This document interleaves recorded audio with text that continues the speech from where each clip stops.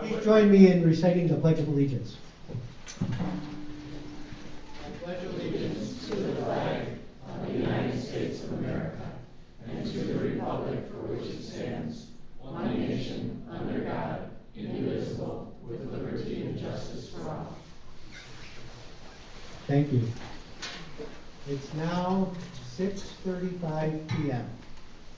My name's Dennis Ostick. I have the privilege of being the current chairman of our town's Economic Development Connect Communities Committee. I now open our public information meeting for broadband expansion project on November 7th, 2019. Thanks very much for being with us tonight. Please allow me to read the public information notice.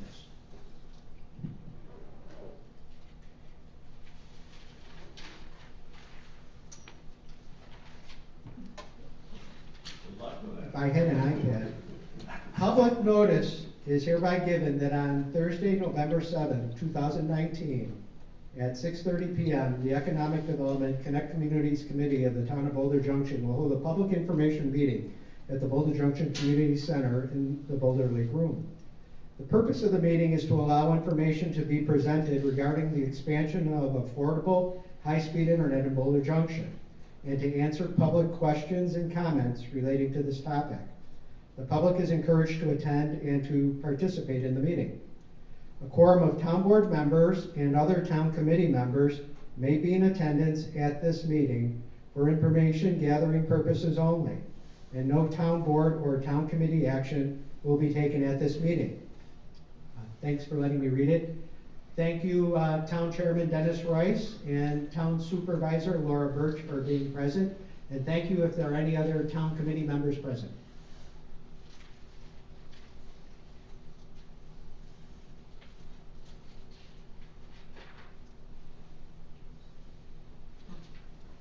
The Economic Development Connect Communities Committee and its broadband work group have dedicated countless volunteer hours exploring the opportunity to provide affordable, reliable, high-speed internet to Boulder Junction. In one fashion or another, the internet touches each of our lives. Some say that high-speed internet is no longer a luxury. Others suggest that it is as necessary to as electricity, to our progress. Still others say that the internet does not contribute to our community. The decision on this question is truly yours alone. The information you will receive describes a valuable opportunity available today in our community. We are fortunate that the research and legwork conducted over the past 9 months, almost a year probably, coincides exactly with our state's plan to bring broadband access to those parts of our state that are most in need of assistance. Our town has been presented with an opportunity. Let me now ask Bill Nina to describe the details. Thank you. Okay, thanks Dennis, and good evening everyone. Thanks for coming out on a cold night. Before we get started, I want to just share something with you. And during our last session, and a lot of familiar faces here, we asked for your feedback. Your feedback on a couple of projects. And we took that feedback, which, if you remember, was option one was a project to do the entire town, to put fiber optic internet through the entire town for a price tag of about $7.5 million. That's a gross price tag. Yeah, the other option was to do a project which was, for the most part, really just the downtown area and adding some fiber access points for about $1.9 million. Your feedback told us that the vote was almost split, and we didn't have any votes for doing nothing. So we took your feedback and we adjusted the options that you'll see tonight. And we're going to ask for feedback again from you because it's absolutely essential to give us direction on where we're going. So appreciate that. If you can stick around for the feedback, that is essential. So this is what we're going to cover tonight. We're going to really just jump right into it. Tell you a bit about where we are with the high-speed broadband project. Talk about the options and the costs. Review a potential 2020 project. Talk about those pros and cons. We'll do Q&A. We'll really take 2 Q&A sessions, questions and answers. And then we'll go into a feedback session, which will include another survey, talk about next steps, and we'll look to get you out of here by 8 o'clock. Fingers crossed. We'll see how that goes. As Dennis said, as a work group, we've been working on this project for about 9 months, but this really goes back to November of 2018. It's been a lot done between then and now. This is our 7th public information meeting. Prior to the sessions today, we conducted 5.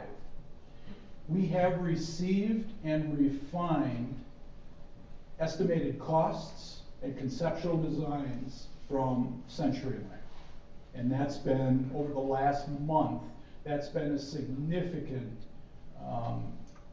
investment of our time. Not only our time, but CenturyLink's as well.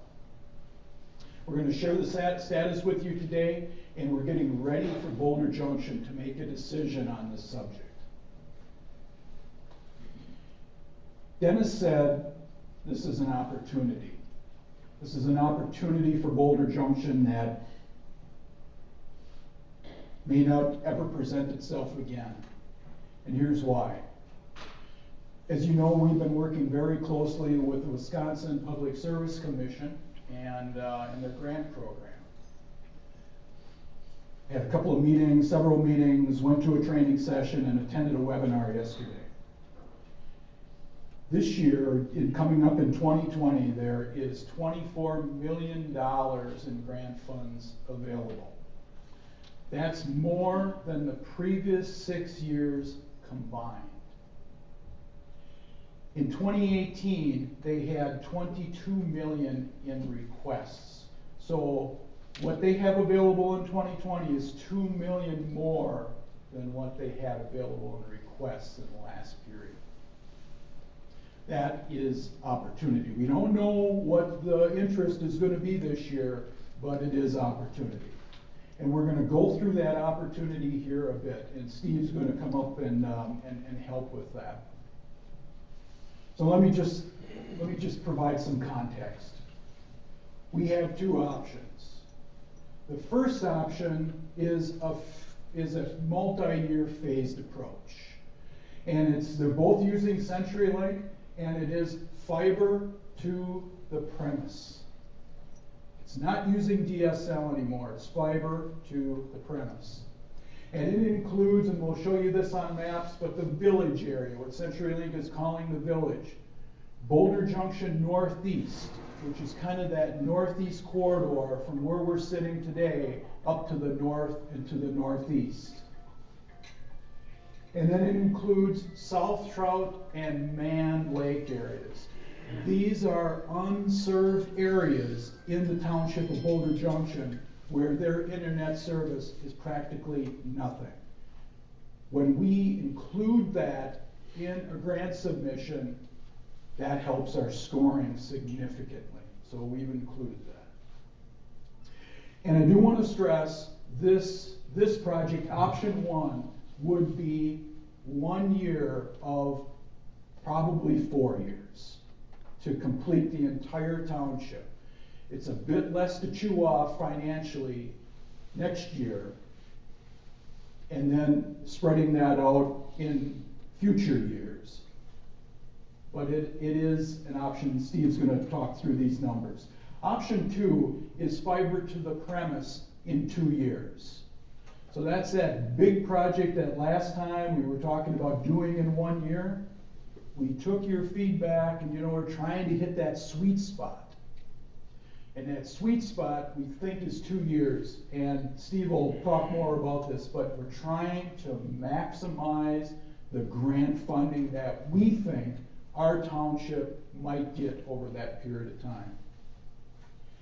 And there is a third option, and that's to do nothing. So Steve, why don't you come up and we'll kind of talk everybody through it, and we're going to be switching back and forth to the maps.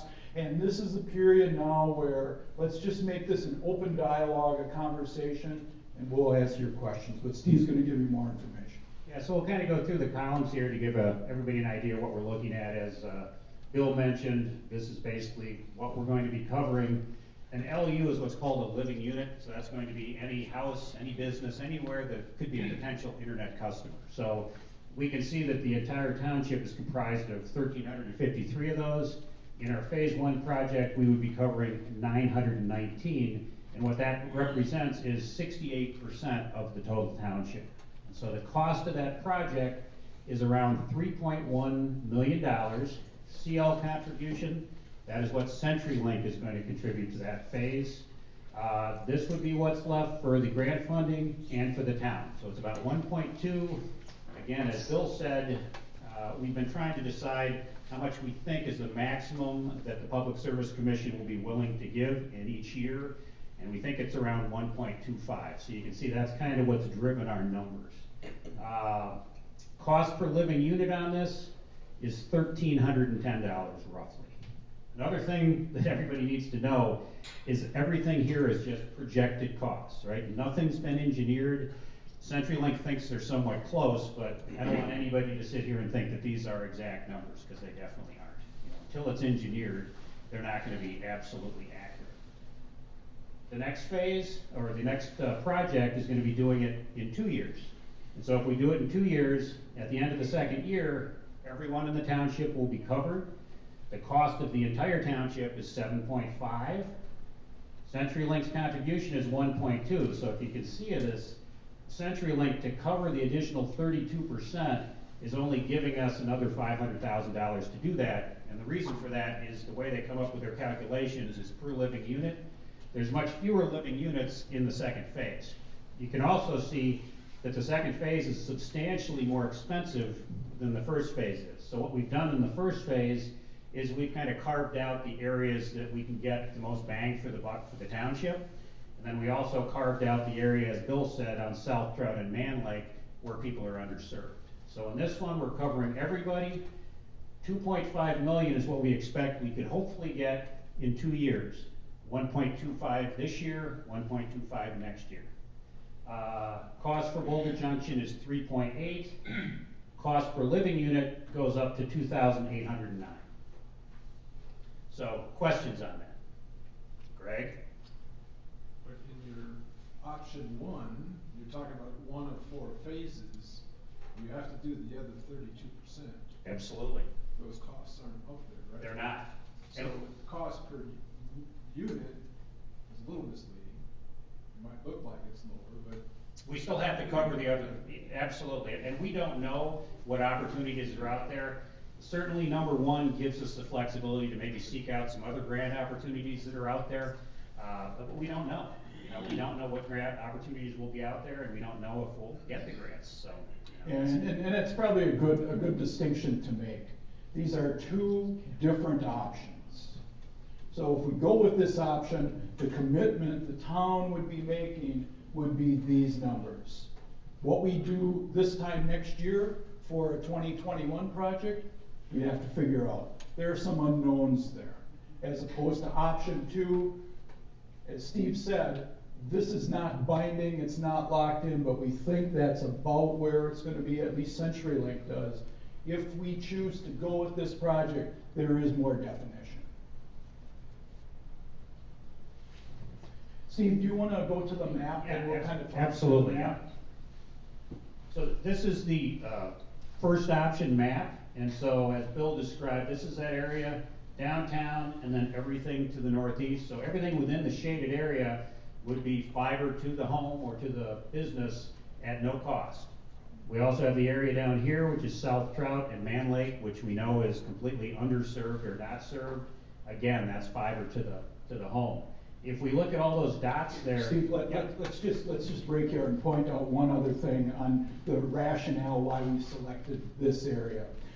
Number one, to get that sweet spot with the 1.2, 1.25 in grant funding, we had to find the right project.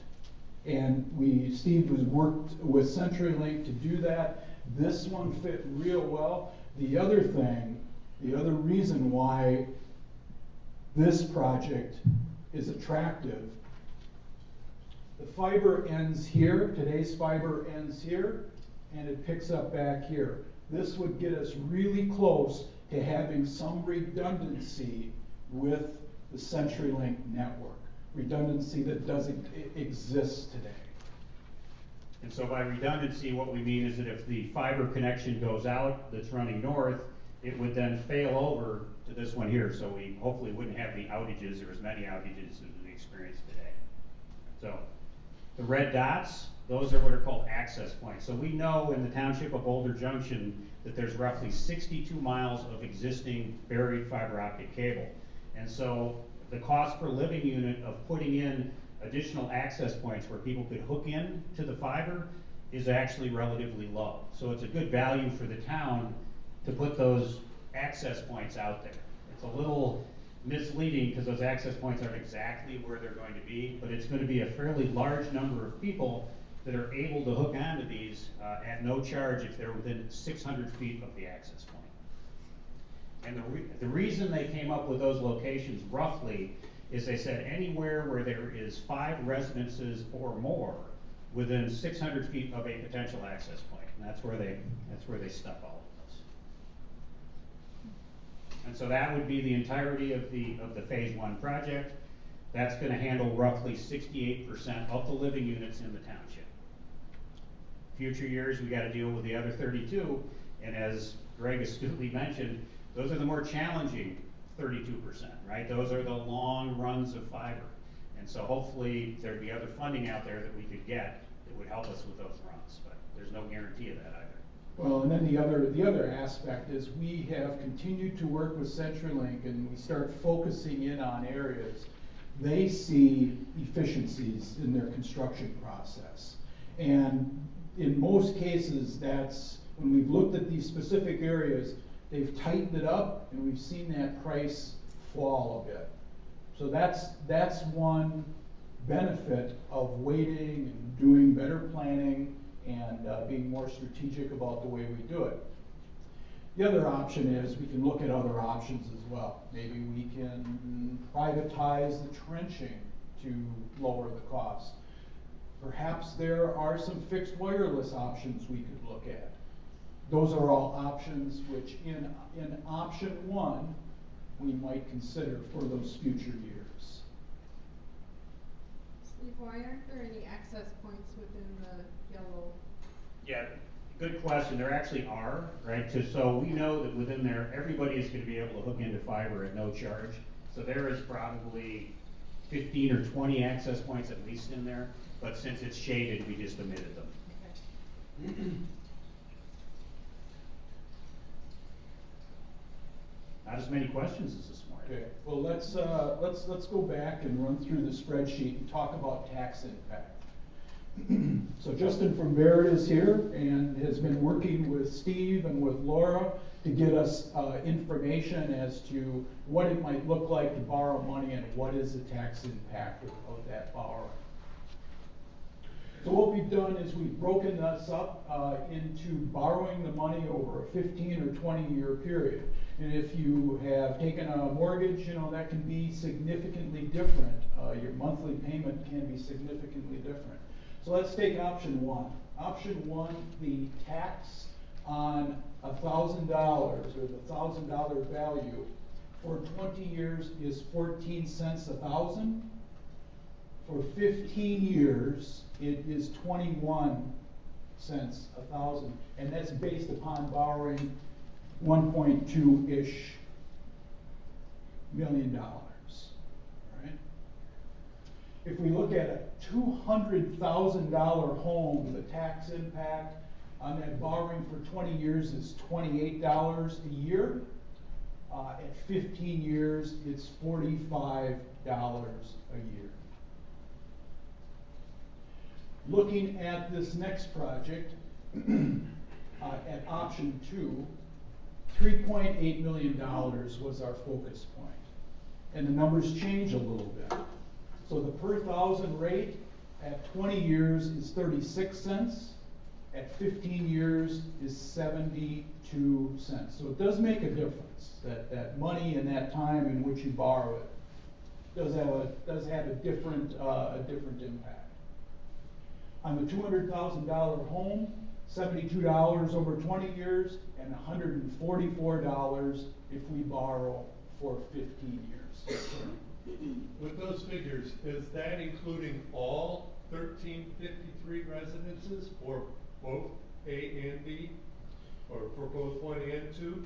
Or is 1 only for those residences that will be served? That's it. Yep. Okay. That's it.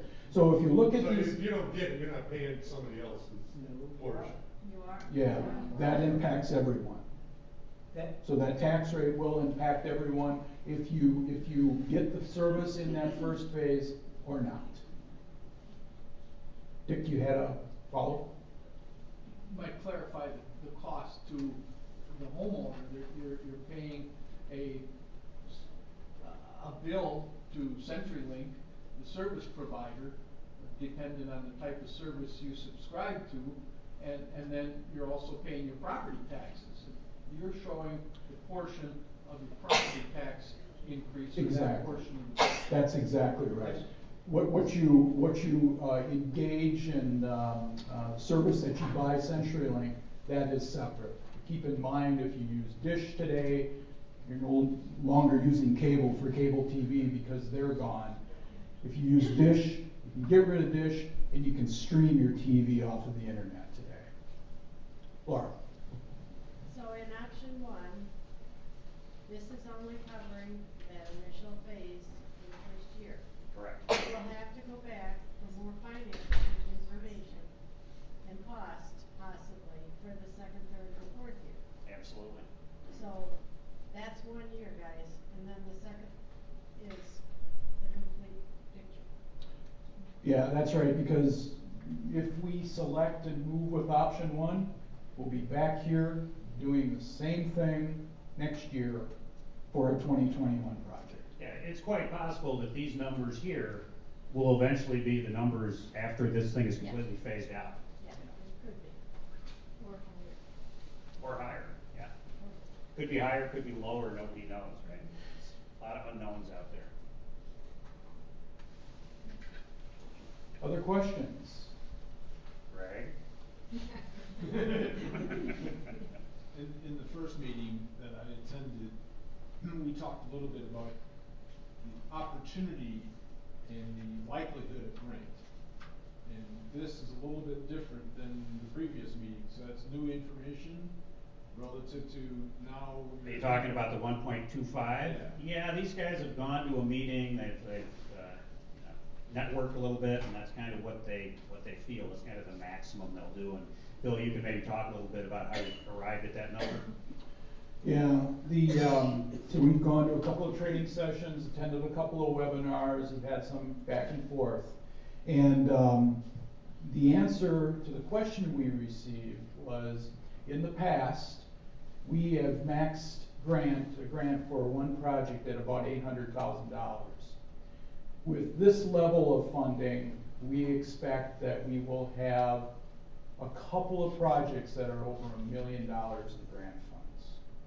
And that's the premise that we're working off of. The other aspect is we're trying to get some sense as to how many applications they're expecting. And I asked a question yesterday, and the answer was hopefully, and then the answer tailed off. And then the follow-up was, we are encouraging as many people as possible to apply for grant funding. And then the other part of that was, in 2018, we had $22 million in requests. In 2020, we have $24 million. So read into that. We're trying to, understand exactly where we're at. And at the end of the day, we're not going to know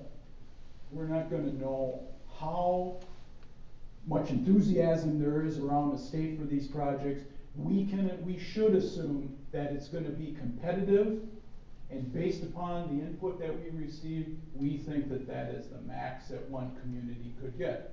Now, the other thing, and you talk after meetings, and the other thing that came up was, okay, so there's $24 million. Let's say that they only get 22 million in grant requests. Then what? Is it possible that they would give a community more than that, especially if it has its stuff together, have a good project, have a phased approach? Is it possible?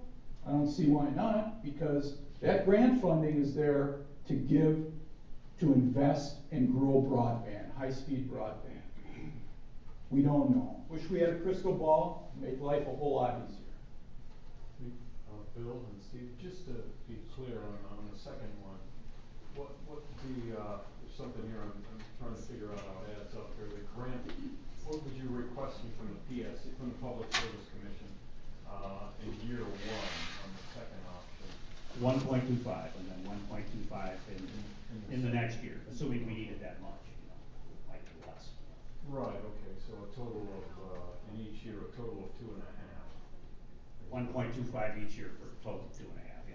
Okay, yeah, okay, so that's 5 million, that adds up to 5 million, okay, so. No, 1.25 each year, so for a total, it's a 2-year project, so 2.5 total. Yeah, let's step through this, Yeah. because this is an important point.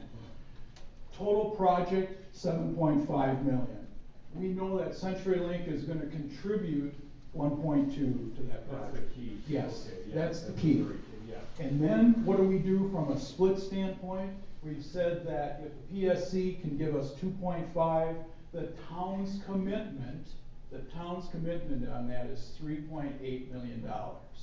And that we know is attractive to the PSC when it comes to their scoring, because they want to see cash matching, cash contributions. That's attractive. And a community that is invested, that's committed to these projects, it is going to get a very, very close and favorable look.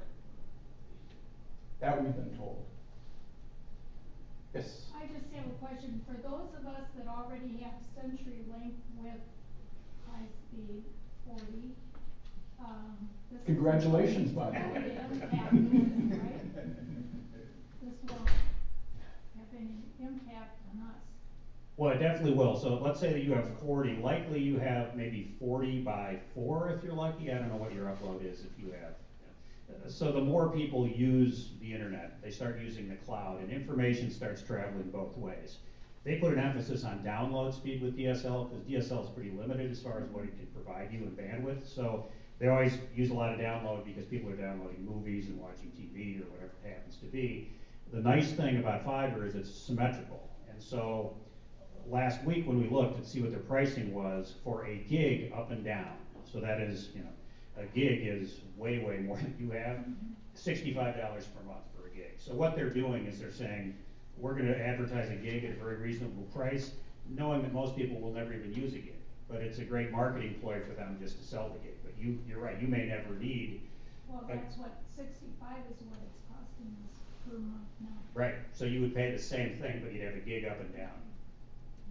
And everything would be faster. You'd never see the spinning on your TV. I don't know what you use it for, but everything, when you're browsing, whatever, it would be almost instantaneous. And then the other change would be, and this is for everyone, that fiber optic cable would have to be trenched to your home and then connected to your home. And there are these things called optical network terminals, we call them ONTs, and that would go in your home where you plug your Cat5 connector, your computer connector, which goes to your router, and then you connect your telephone into that as well.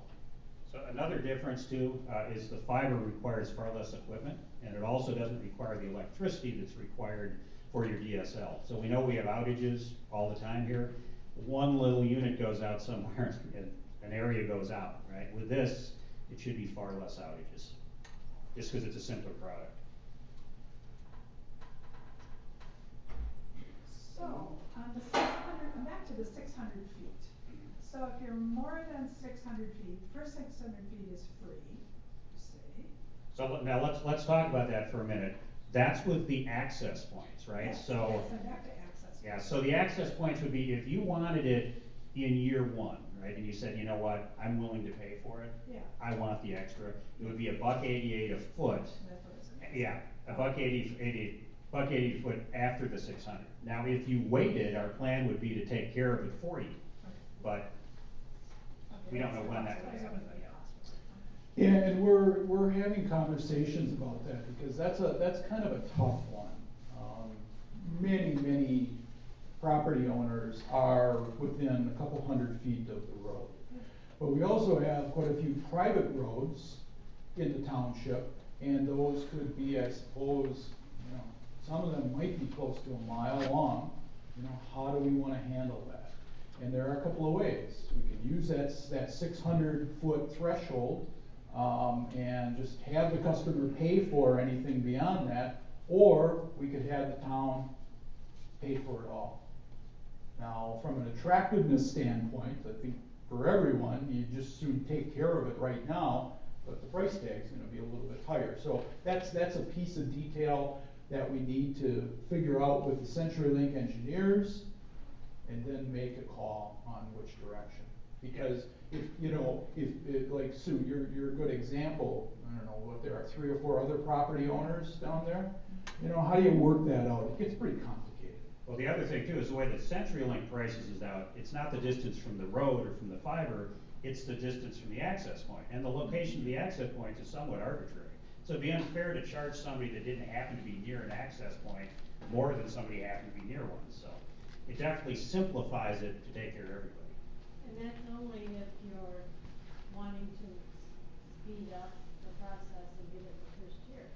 Because if you waited till the second or third year, my understanding, that it would be covered to the home. That's the plan as it is right now. Yeah. Correct. But if you did the second or third year, I mean, so each year we would be, if you did the multi-year phase one, we'd have to be voting each year, so who's to say who's gonna keep voting yes? So you might end up not with it. There's complexity, when you extend something multi-phases, there are benefits and there are risks to that. So how do I know how much it's gonna cost me to get the service? Let's simplify that. Eventually or in year one? Just whatever. Well, What's it gonna cost me? Well, let's get down to it. If it's option 2, nothing. If it's option 1 and you want it in the first year, the second year, and you're not within 600 feet of an access point, the first 600 feet would be covered and you'd have to pay the rest of it yourself at $1.88 a foot. So I think there's fiber optics coming down Highway H, which is where I live. There is. And I'm within 600 feet of that. It's not the fiber in the road, what is it? It's the access point location, The right? access point. Where the dot is. Where the dot is. And those dots aren't in exactly where they're gonna end up being. So, that's the inherently unfair thing about the access point plan, is that they're gonna be put in where CenturyLink thinks they'd be the most beneficial to cover the most amount of people. But, if you don't happen to be in one of those areas, you're out of luck. But we won't know that until it's engineered. Exactly. And that would be when? January, February? Yeah, probably at the earliest. Yeah. And so one of the things we were bantering about after this morning's meeting was, if we were to go with the plan that said, let's do the whole township in 2 years and don't worry about the phased approach, we may get rid of the access point part of the program, because it adds a lot of complexity to it. We might say, let's just pick out more areas and do them completely, and after year 2, everybody's gonna have it anyway. It would just simplify the whole thing. So the questions that you have about that, if it seems complex, it's because it is. And when you're doing a large project, you wanna strip out as much complexity as what you can. So John, was that your question, or was your question, how much will your monthly service cost? Yeah, I just wanna know what it's gonna cost me. Okay. Okay. I wanna know the monthly service. Okay. Yeah, so last we looked, for 25 meg, it was $65. For a gig, it was 65. So most people are just gonna get the gig. Do you have a more recent one, or is this the? Here, let me, if you just bear with me, I have the official price list on our, or our presentation that we did. Okay, good, found it. This is their official. Now, they're running deals all the time, okay? And these things change, but this is their official. So if we're looking at residents, up to 15 meg, and this is on fiber, it's 45 a month. Up to 40 is 50, 55, and then this is what Steve was talking about, 65, and then here's up to a gig. That was, when we got this, it was 85 a month, but then what was it, last week they were running a special 65. for 65 a month. So that's your monthly cost to CenturyLink. Which could offset your dish payments and telephone payments. Absolutely. Everything. It'd be cheaper. Yeah, over time, nobody's gonna have dishes anymore. Assuming they have adequate internet, everybody's gonna stream everything. Well, and if you've been watching that area, what was it, 3 or 4 years ago, AT&T bought DirecTV for just an unbelievable amount of money. It's not working out for them, and they lost fewer than, or like 1.6 million customers over the last year. And AT&T is thinking, we don't know about this. We're losing money, so who knows what's going to happen to DirecTV. The nice thing about streaming too, it's a lot more a la carte. You know, you can choose what you want to watch and pay for what you want to pay for. Usually with those dish programs, you got to buy way more than you want just to see the few channels that you really want to see. Dennis? This slide's on the town website? This slide is on the town website, and tomorrow morning it's going to be on again in a different format. Right, it's been on for a couple weeks, so you can go through the town or the library to see that slide and the entire presentation that Bill and Steve have put together. Other questions before we move on? Mary? So, actually I have two questions. One is, if we go ahead and do this for the whole town, are you saying that everybody's bill would be about $65 a month? Well, we'd be committing to what their rate structure will look like, but that was the rates that were published a couple of weeks ago. If it happened today, that would be the. That would be the rates, would be the correct, rate. yeah. And then on this one, can you help me understand, compare that cost per living unit with what I would be paying for 20 years? I mean, they don't equal, so what does that mean, cost per living unit? That's the installation cost. That would be an installation, so you'd have to pay that up front and then you'd still pay the taxes? Yeah, so I'm just asking. yeah, that's the cost of the project, the cost to the living units. Okay? So you would pay that as a one-time fee? That's just the overall cost of the project, it's for demonstration purposes Just for only. demonstration. Exactly. Okay. And then the reason this is in here is because you can see this 400 and change, you know, then that brings it up to You're 28. just dividing the total Exactly. number by That's right. that and. Yeah, exactly. But nobody's gonna pay that cost, that's just how much. No, it's gonna be included in the project, Okay. correct? You as an individual would never pay that, Oh, correct? okay, I got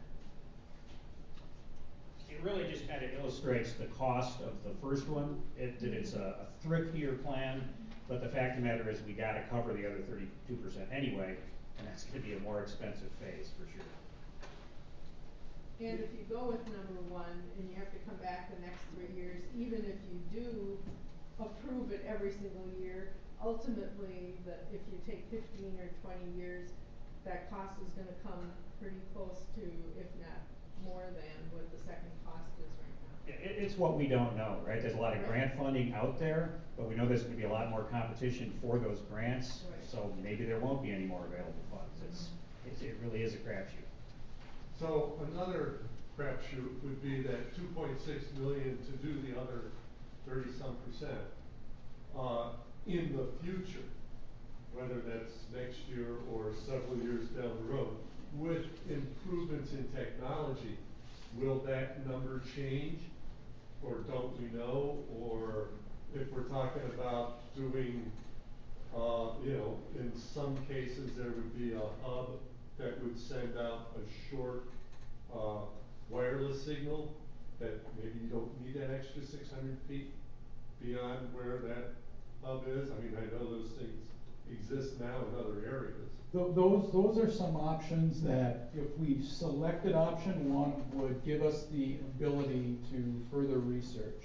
But you know, you brought up a point that I don't think we've thought of, and that has to do as with more and more of these projects all over the US, it's supply and demand. And if there's more demand, so there's two ways to look at this. If there's more demand for the stuff, you know, the fiber optic cable, there's more demand for the labor, there's more demand for these on-devices. Economics tells us that that pushes the cost up. But as more and more of this stuff is produced, what we see as consumers is usually the cost goes down. So that's an interesting point that the bottom line is we don't know what the future's going to be. I'm looking at it from the economics of it, it's gonna cost us more than twice as much to do half again as much.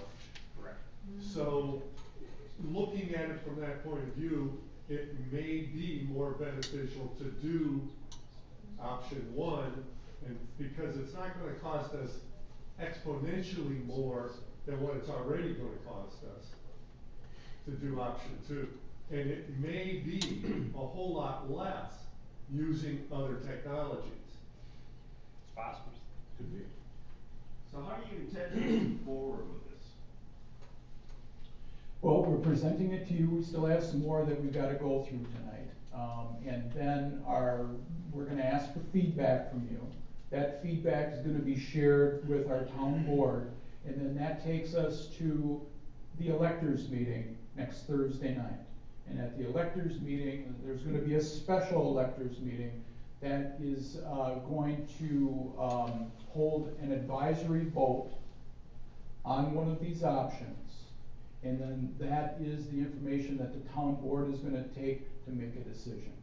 That's the process. And the timeline for that is, I mean, when will they make a decision? Well, it's going to have to be after the electors meeting. Yeah. Laura, you want to? I haven't talked to anybody except you guys, and We need it to be made as quickly as possible in Right. order to have the grant application filed timely. If you miss the December 19th deadline for the grant application, you're out of the box. You have absolutely zero chance at $24 million in grant opportunity. We are not going to wait. If we intend to file a grant application, we are not going to wait until December the 19th to file that application. Our internal deadline is December the 12th. Knowing that, the town board would need to make a decision prior to December the 12th at the same time as CenturyLink has got a boatload of work to do between today and the date that grant application needs to be filed, because it's not a one-page thing. They say, state, give us $3 million. They have engineering and budgeting work that needs to be done. They have to scope their own work. Steve, help me out here. They've got a lot of work, don't they? They do have a lot of Right, work. and they're There's no pressing question. Steve Kuhn every day. What is the town's answer? What is the town's answer? They don't want to cut loose their team of people to work on Boulder Junction's project. They've got a country's worth of work that's an opportunity for the balance of the country that CenturyLink can be working So you're on. gonna make a We have decision their, next John, month. we have Yeah, their yeah, attention yeah. right now. That- We need a decision soon. so I've suggested to this group to address it with the town board meeting tomorrow morning and get a date on the calendar so they can get it done. 15th or shortly thereafter. Yeah, so you have an opportunity. That's what this is all about. If you want to grab that opportunity, run with the ball, the choice is yours. We're just electors here. If you let that opportunity slip through your fingers, good luck next year and the following years. And what's the opportunity lost cost? Think about that. What does that mean? Every week when we have these, every time we have a meeting, the superintendent of the elementary school comes here and says, this is a problem for our school district. We need to do something about this. He sees what Boulder Junction is doing. He applauds us. He supports us completely. The high school district, I believe, is going to support it too. Marshfield Clinic. How many other organizations are completely behind rural communities such as Boulder Junction moving forward. But you need to move. And the deadline, the time is fast eroding on us. You need to move. But the decision is yours. Yeah. I applaud Bill and Steve for their legwork and what they've done to bring this forward on their own. We've been chasing this project since the beginning. I mean, this is a significant project and a significant undertaking. We're not that far behind. We've done a lot of work. We have a lot of planning. There's still more to do. And depending upon which option the town wants to go with, if it's option 2, we have more work. But we are there. We are there. Susan?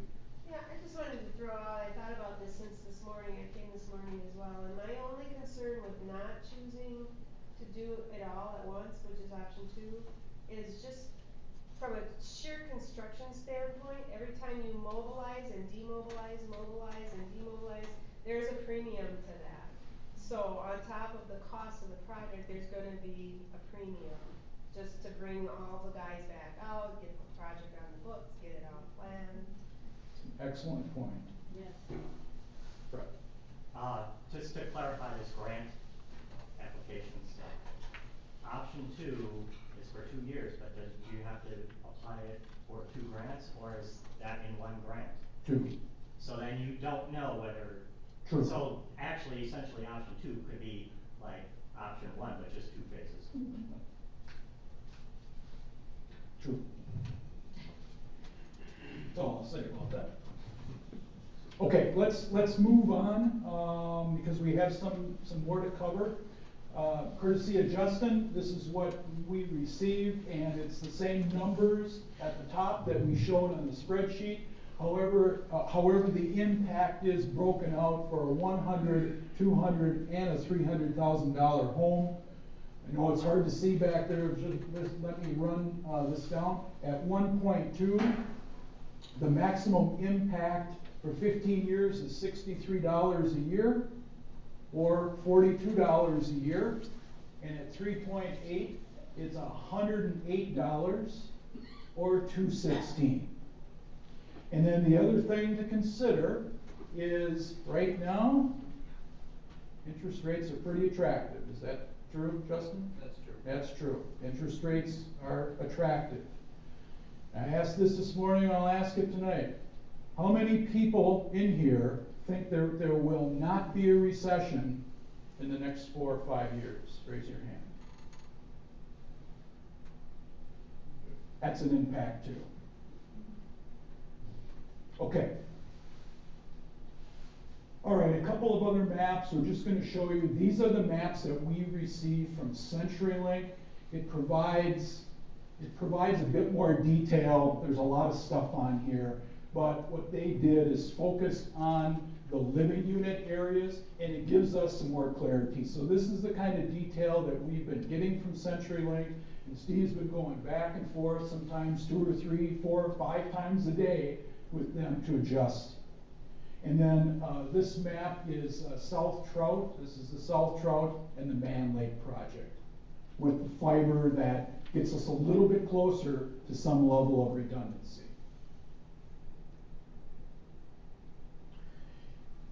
If we selected option 1, this is what the potential expansion, the multi-year expansion project might look like.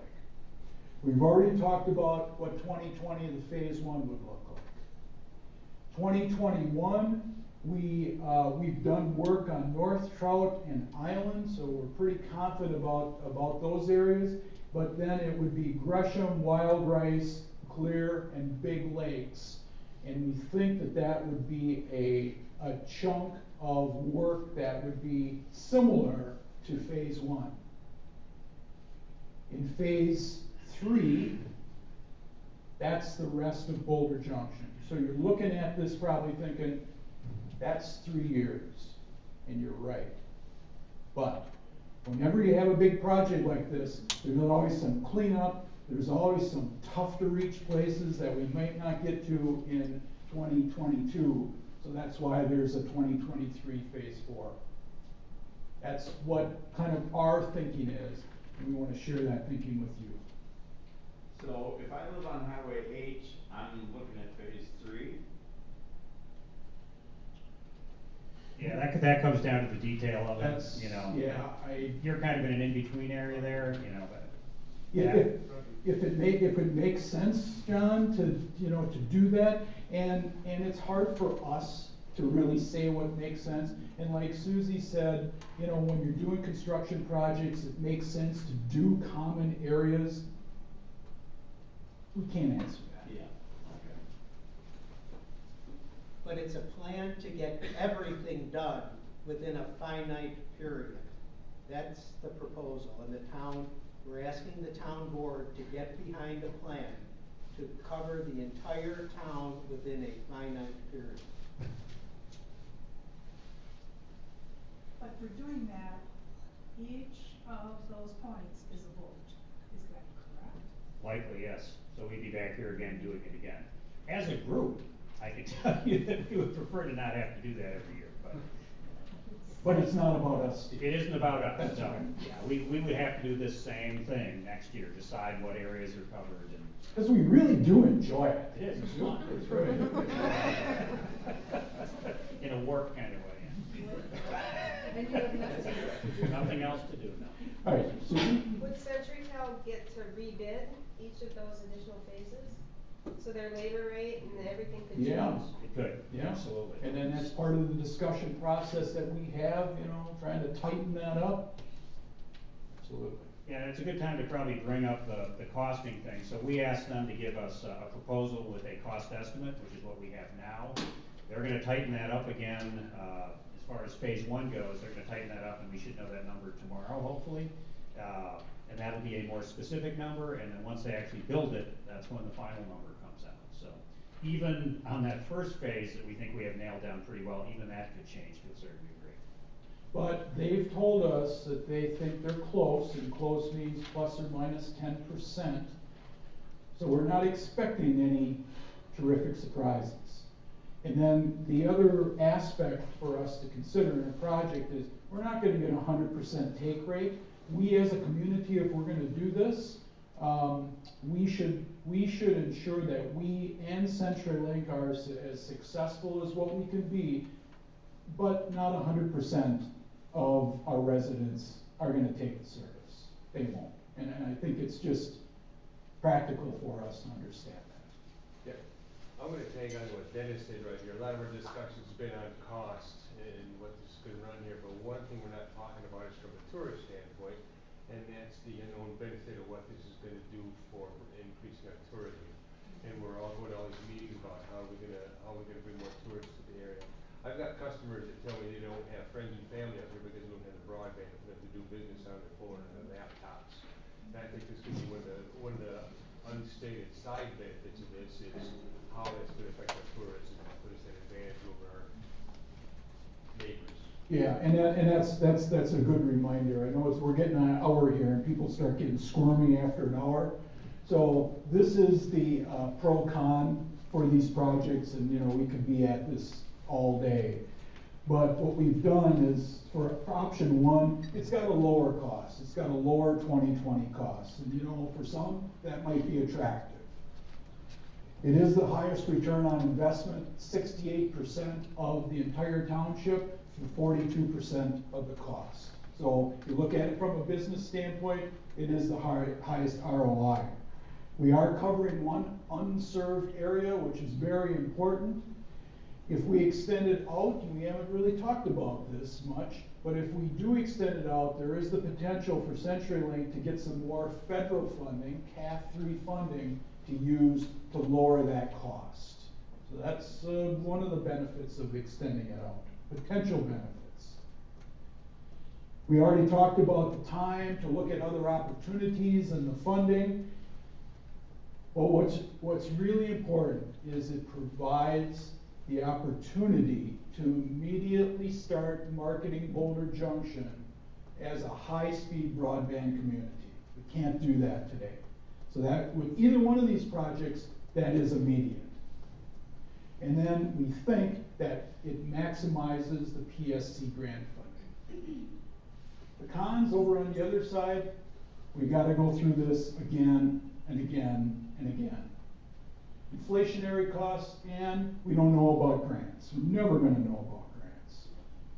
Option 2, everybody gets the fiber within 2 years. Everybody shares and everybody benefits. And then we only have to work on it for 2 years. Con, entire cost over 2 years, significant reliance upon maximizing the PSC grants for 2 years, not just 1, 2 years. And then we may not be able to take advantage of any additional federal funding. Doing nothing, what is that cost? Well, we know that there would not be any investment cost, but what's the downside? It's probably a pretty long list. Uh-oh. That could be a problem. So one thing I'll say about this project is, in talking with people, it's one of the rare projects where it helps every individual homeowner. It also really gives us an opportunity to increase the business district in town. So it helps everybody. It's a win-win. I don't know why anybody would ever be against it, to be honest with you. But on that topic, if you have an opinion regarding this project and you are a Boulder Junction elector, please come to the electors meeting next Thursday, November the 14th. The meeting starts at 6. They're going to take care of some other things first. This might be later on in the meeting when Bill and the group will give an updated presentation on this topic. And on the agenda that our town board has published already, item 2 is discussion and advisory vote on broadband options. If you have a feeling one way or the other on option 1, 2, or 3, you need to express your opinion at that meeting. Do not rely upon someone else, your neighbor, your friend, your relative, whomever, to come to the meeting and express your opinion. If you feel strongly about bringing real, high-speed, affordable internet to this community, that is your opportunity to make your voice known. Your voice counts. And numbers matter. They absolutely matter. Don't take it for granted. Are you guys as committee members going to make a recommendation to people as to what you think we should do? When we see what the final project might be within the next couple of days, we may do that by next Thursday, John. I'm hoping we're in a position to say that. I think that'd be helpful. Okay, thank you, I appreciate that. Laura? This morning, you indicated that there are other opportunities for grants from other businesses or areas that you will also pursue, but not that. Yeah, and Laura hits a good point, because there are other funding sources available.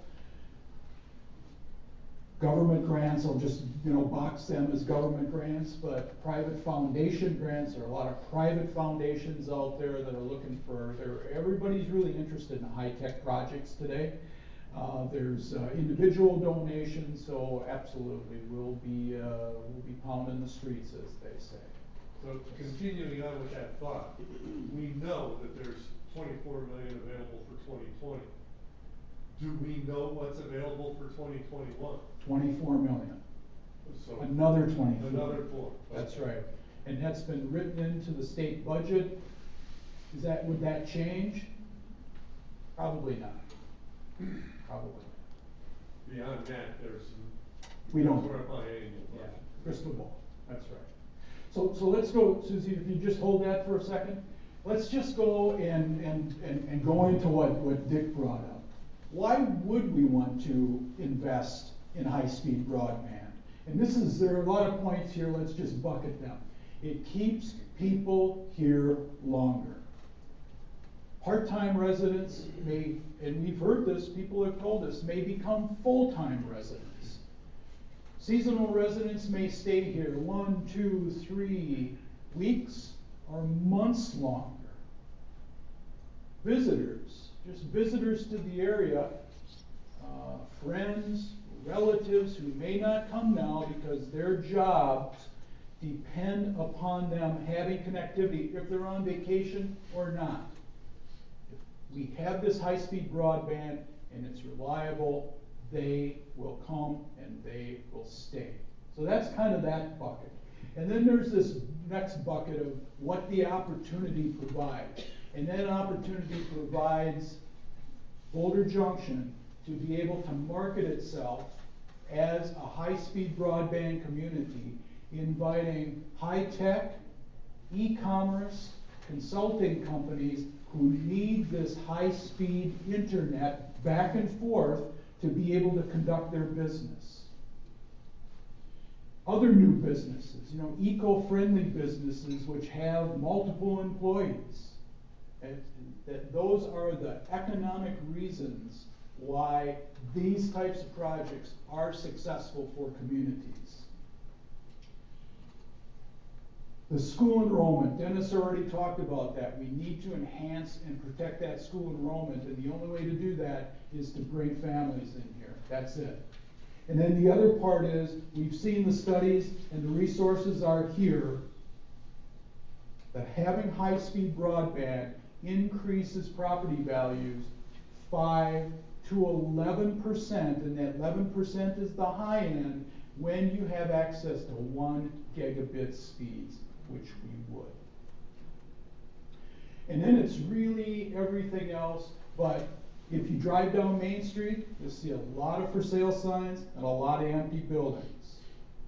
That type of thing breeds more for sale signs and more empty buildings. Somehow we've got to reverse that trend. And this is an excellent way to do it. And then the cable company went away.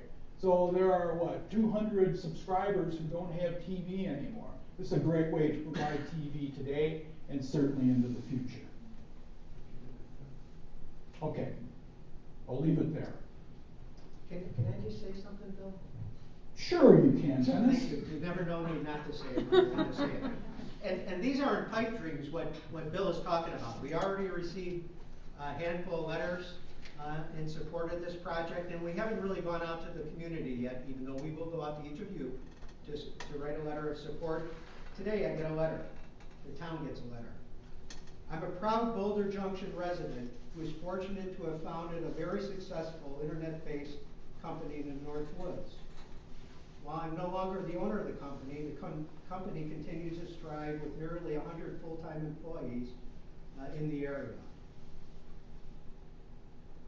Many people don't realize that our company started out of a garage in Boulder Junction. When we needed to expand and build office space with a call center, our first choice was to move to a location on the west side of our hometown. Unfortunately, this never materialized because we discovered the current broadband infrastructure could not support our company's requirements. Lastly, one letter. Please use me as a case example, as I have a second residence nearby in Iron County. When I have work which requires high-speed internet, I schedule extended time away from our Boulder Junction home to our home in Iron County, where I have quality and stable online service. Consequently, restaurants, gas stations, and other local businesses benefit. I'm convinced this is more of a common occurrence than many realize. That's just one letter. We received another letter, the town did. Here is why getting high-speed broadband. Here's why high-speed broadband is important to us. We own a home in the town of Boulder Junction, as well as a primary residence in Milwaukee. We are in the process of rehabbing the house in BJ. We buy everything locally, supporting local businesses and tradespeople. Additionally, all food items and other necessities are purchased through local merchants.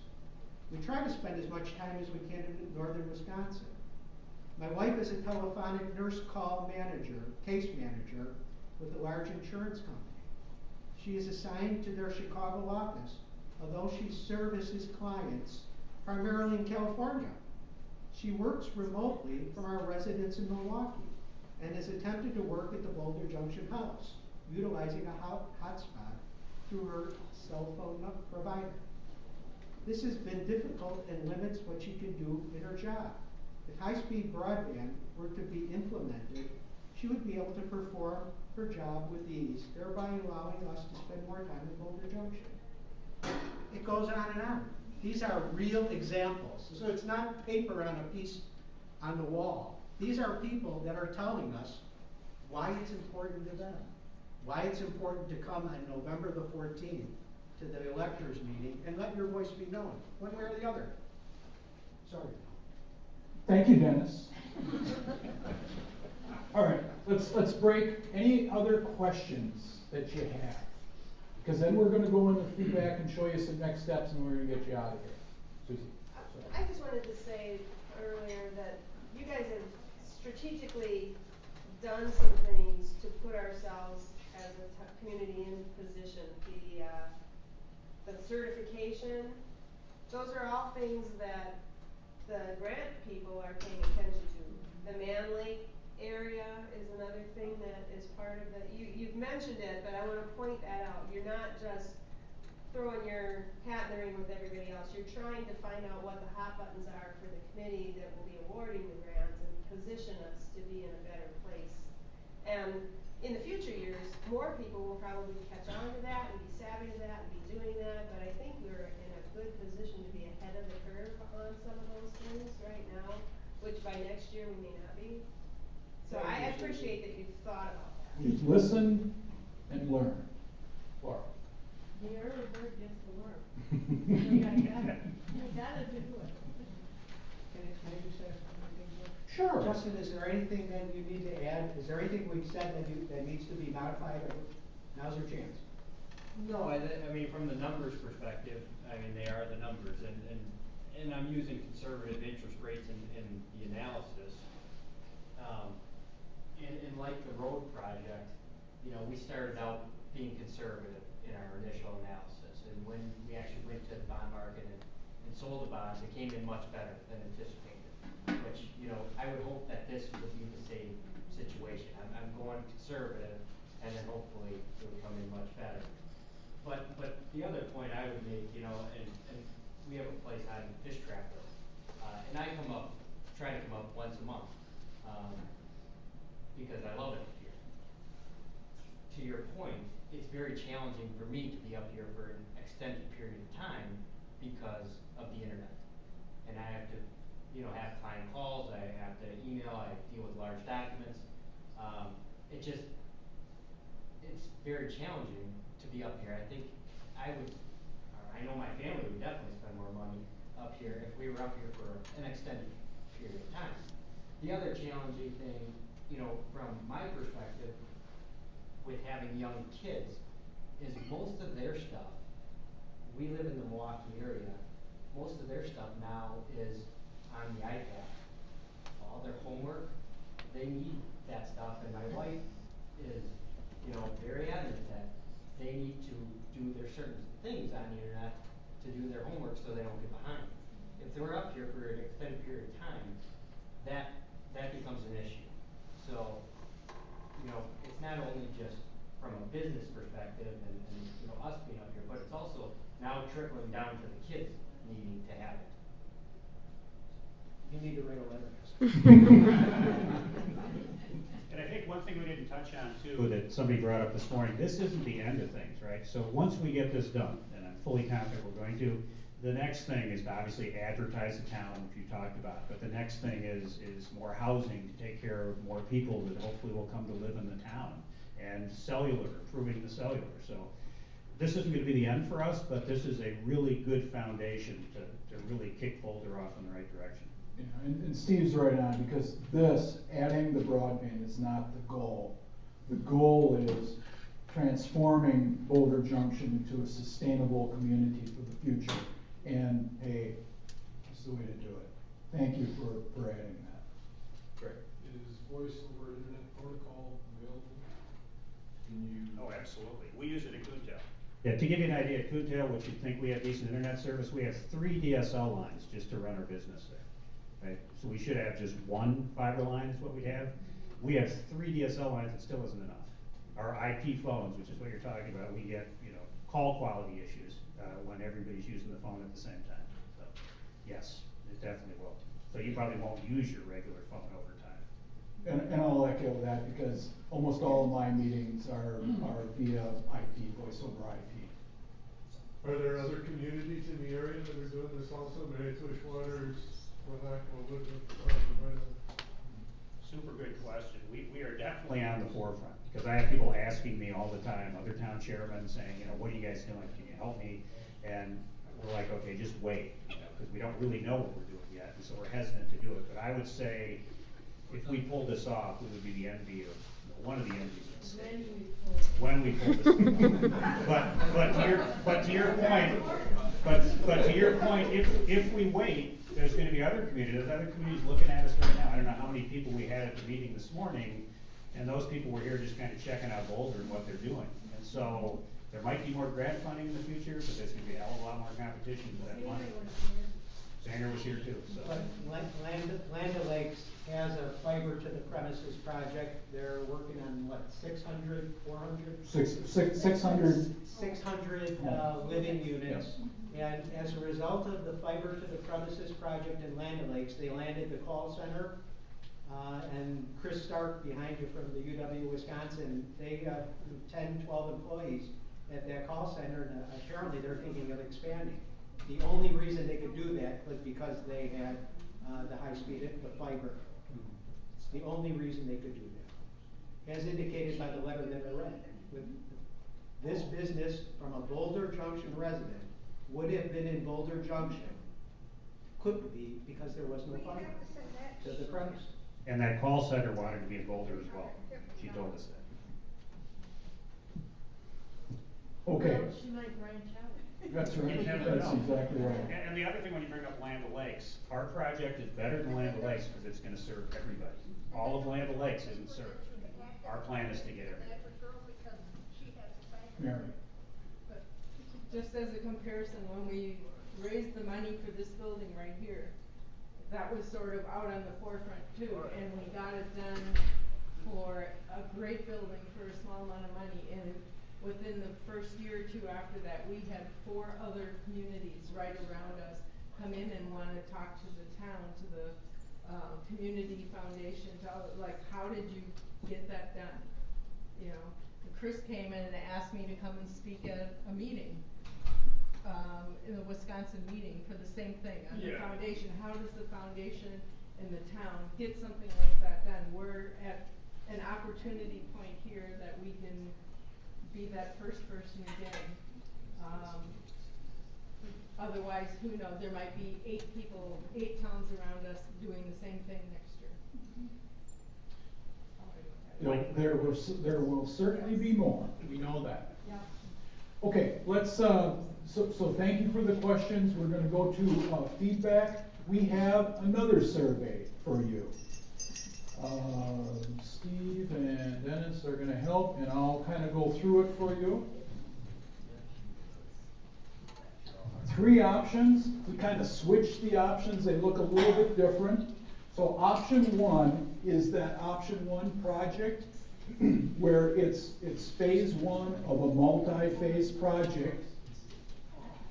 And it covers the village, Boulder Junction, Northeast, South Trout, Man, and the access points. That's a 68% coverage for $3.1 million. And that $3.1 million is the gross cost. It does not include supplier contributions or grant funding. Option 2 is that $7.5 million project in 2 years. It's fiber to everybody.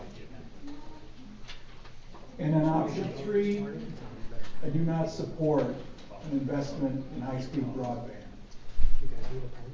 So if you fill those out, and I'm sorry, I should have mentioned, if you are a taxpayer, a resident, a business owner, or employee of a Boulder Junction business, please send it out. If you're not, thank you for coming, but we're trying to really focus in on the support on direct Boulder Junction residents and stakeholders.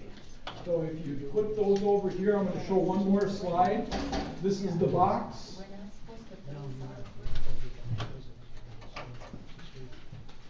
Here are our next steps. We have the potential for another public information meeting next Tuesday, the 12th. We'll post it if we're going to have that. November 14th is the special electors meeting here at the community center. I think the electors, the regular electors meeting starts at 6 o'clock. 6 o'clock. Okay, so be here, please. If we get to the point where we're going to secure funding commitment, that's a critical step for us. Then we have to work on submitting this grant. And there's a very good condensed period of time, and there's a lot of work to do that brilliantly.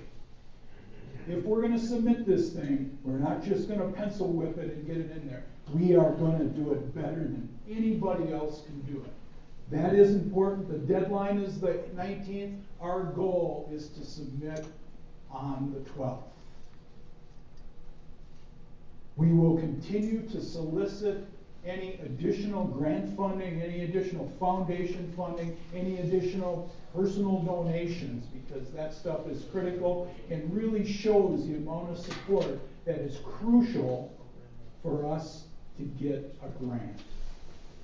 And then when we get to that direction, Laura, or when we get to that destination, then we start planning for 2020 construction. So that's it. Any last questions before we break? No, but thank you guys. Well, thank you for coming. All right, stay warm tonight.